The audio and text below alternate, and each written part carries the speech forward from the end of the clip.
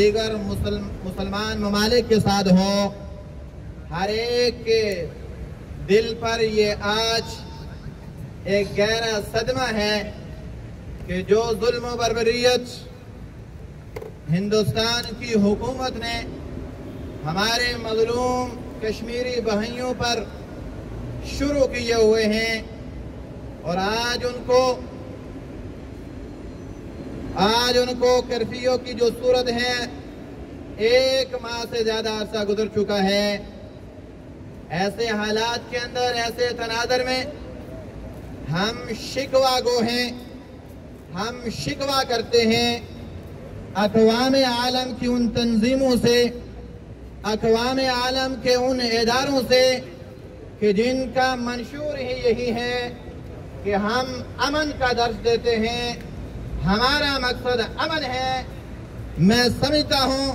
ہم یہ کہنے پر مجبور ہو جاتے ہیں، دنیا کے اندر بے شمار ممالک ہیں، بے شمار تنظیمیں ہیں جہاں پر انسانوں کے حقوق کی،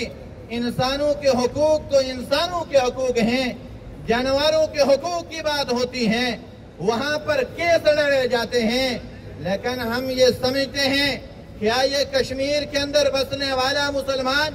کشمیر کے اندر رہنے والی مظلوم ہماری مسلمان ماں بہن، کشمیر کے اندر رہنے والا مظلوم بچہ، کشمیر کے اندر رہنے والا مظلوم بزرگ، کیا وہ انسان نہیں ہے کہ آج پوری اقوام عالم نے ان مظالم سے اپنی آنکھیں بند کی ہوئی ہیں؟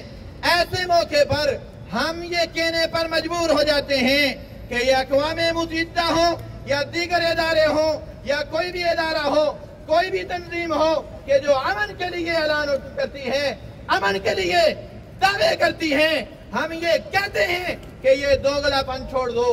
ہم یہ کہتے ہیں کہ یہ دوہرا رویہ چھوڑ دو، آؤ کشمیر کے لیے اگر کرنا ہے تو یہ کرفیو کا جو سما ہے اسے اٹھایا جائے اور ہندوستان سے مطالبہ کیا جائے کہ ان مظالم کو بند کر دے،